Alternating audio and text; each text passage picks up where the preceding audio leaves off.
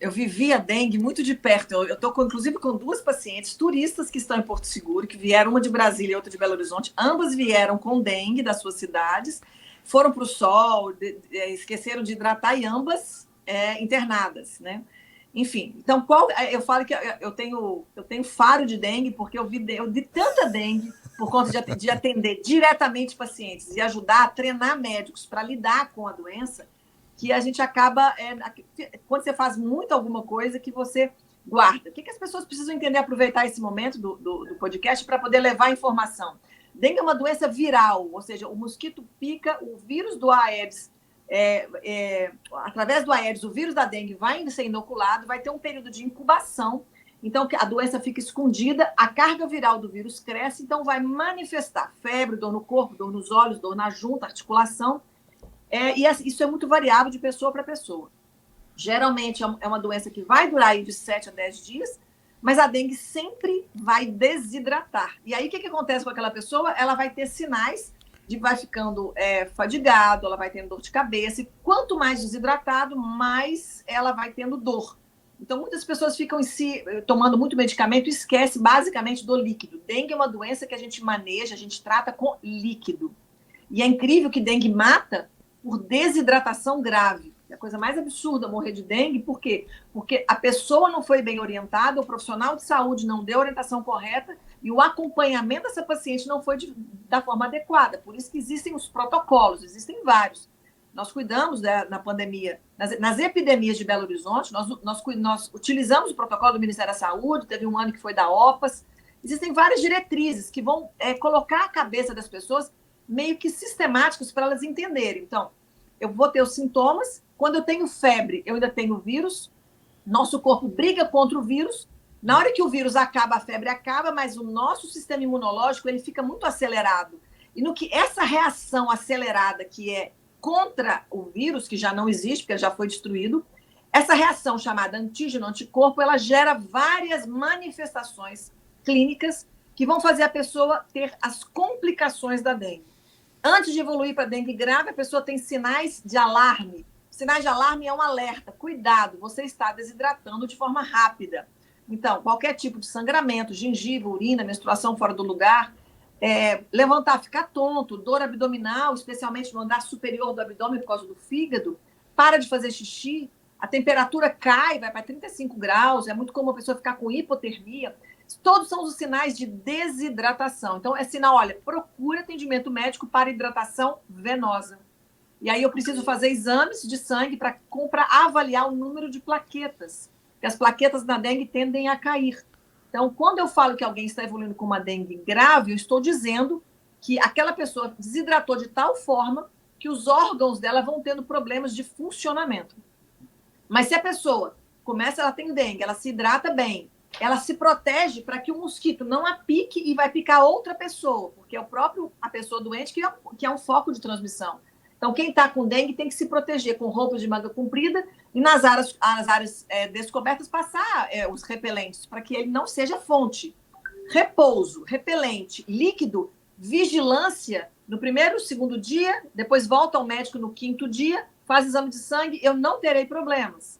As equipes médicas precisam ser treinadas a lidar bem com isso, para não fazer soro demais e nem deixar de fazer a avaliação naqueles grupos de risco, criança, idoso e as pessoas com mais doenças.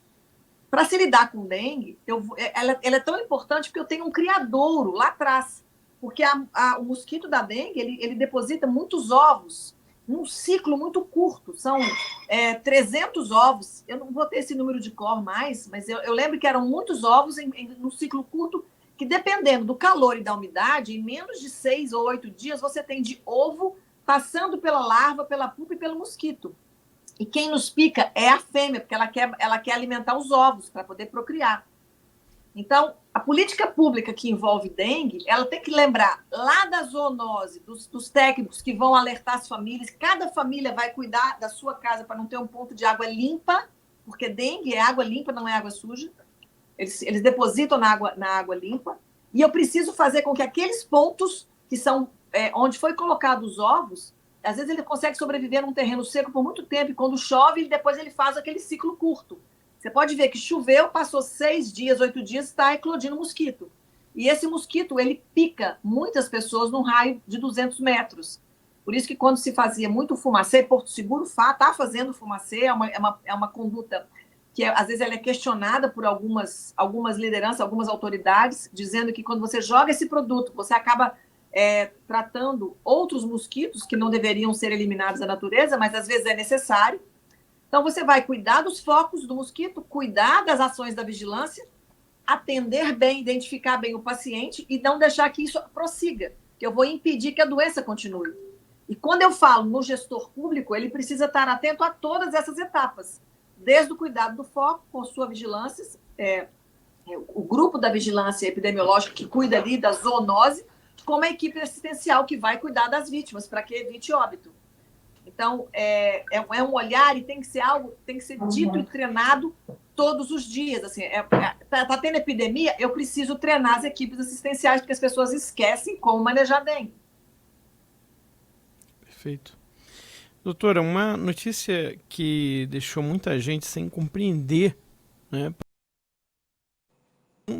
das vacinas contra a dengue. Saiu a informação de que havia aí uma vacina japonesa e pelas informações que saíram na mídia, inclusive seria uma vacina já com uma eficácia de certa maneira comprovada, e mesmo assim o governo federal se negou a adquirir essas vacinas. Qual que é a sua opinião sobre isso? Olha, Max, eu vou te dizer o seguinte: quando a primeira vacina dengue ela foi lançada no mercado, a gente, inclusive, eu até já fiz outros comentários há um tempo atrás. Eles, como era vacina experimental, estavam testando, eles pegaram um grupo de pacientes, fizeram a vacinação contra a dengue, e esse grupo foi monitorado. Ou seja, eu quero saber qual será, já que já ela passou pelas etapas, eu vou perguntar quem quer ser voluntário da vacinação de dengue. Essa etapa foi feita. E a vacinação não foi lançada porque eles viram que os vacinados tinham mais dengue hemorrágica do que os não vacinados. Então, a vacinação não foi aberta. Depois disso, eu não voltei a estudar vacinações atuais. Essa vacina que está aí está pronta para liberar. E se ela realmente foi acompanhada, se teve acompanhamento dessa vacinação, para saber se ela não teve o mesmo efeito desse primeiro bloco em que, quando monitorado, quando feito a fase clínica de testes clínicos, a resposta não foi tão esperada quanto se tinha.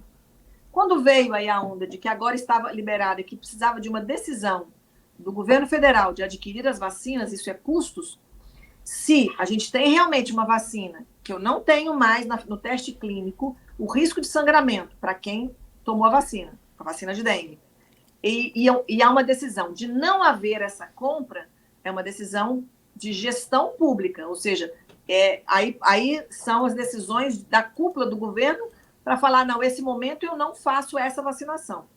Enfim, quando a gente vai falar de gestão pública, de decisões que vão afetar milhares de pessoas, e quando o dinheiro do recurso é escasso, eu tenho que definir aonde que eu vou, qual vai ser a minha prioridade. Se eu fosse pensar, então, hoje, como gestor, qual é a doença que está mais matando as pessoas e que é possível prevenir com vacinas? Se eu tivesse que olhar das doenças existentes, quais que eu estou gastando recurso e quais que eu estou atuando, eu teria que estar, neste momento, não fazendo a vacinação relacionada à pandemia, do SARS-CoV-2, e fazer a vacinação da dengue. Se eu for pensar em número de óbitos, porque a gente não tem mais óbitos relacionados ao SARS-CoV-2 do que está tendo, por exemplo, com dengue. Mas eu pessoalmente, preciso estudar mais profundamente a vacina da dengue e certificar que, dentre os vários efeitos colaterais, nós ainda teremos um benefício maior do que risco, porque toda vacina tem seus riscos. E, na verdade, eu realmente não acredito ainda, porque eu não vi isso acontecer em nenhum lugar do mundo onde tem dengue, que a vacina tenha mudado os cenários. Então, acho que a gente precisa... é algo muito complexo. Quando eu trabalhei na Prefeitura de Belo Horizonte, a gente tinha dentro da Secretaria Municipal de Saúde, tinha uma cadeira, um grupo de pessoas que simplesmente cuidava de dengue, em todas essas etapas que eu disse. Controle de zoonose, postos técnicos, controle das casas, né? O que é da prefeitura, o que é sensibilização das pessoas para cuidar da sua própria caixa d'água que tem que estar fechada, e do grupo assistencial para reconhecer precoce e evitar problemas, porque não tem lógica morrer de dengue. Dengue é uma doença que eu só preciso manejar corretamente, ponto. Agora, qual vai ser a política pública? E se essa vacinação realmente vai mudar cenários, o tempo vai nos dizer. Este momento, as decisões que nós estamos enxergando do governo federal são decisões e que nos deixam duvidosos. A gente tem dúvida. Se eu tenho, agora, né, mais de 1.000 pessoas que já morreram de dengue, eu não tenho esse número de outras causas de doença viral. Então, por que eu estou incentivando outras vacinações e não a vacinação de dengue? O que move uma gestão pública para decidir qual campanha de vacinação vai fazer? Abre o site do Ministério da Saúde e veja quantas matérias são colocadas sobre quais vacinas que eles estão fazendo campanha. Então, é decisão. E que se eles fossem mais transparentes com o povo, as pessoas iam compreender melhor, mas eles não são. Essas decisões têm sido tomadas, ao meu ver, mais como uma decisão política do que como uma decisão técnica. E aí a gente continua sobre uma interrogação enorme na cabeça. Com que intenção e quando eu olho o risco-benefício, quais são os reais motivos? Aí eu vou falar a doença que mais mata, a doença que eu posso evitar. E eu confesso que não são decisões que nos deixam confiantes e seguros com as decisões que atualmente esse governo federal está tomando, porque ela não é técnica. Se você gostou desse conteúdo, entra para a família para ter acesso a ele na íntegra no teatualizei.pt.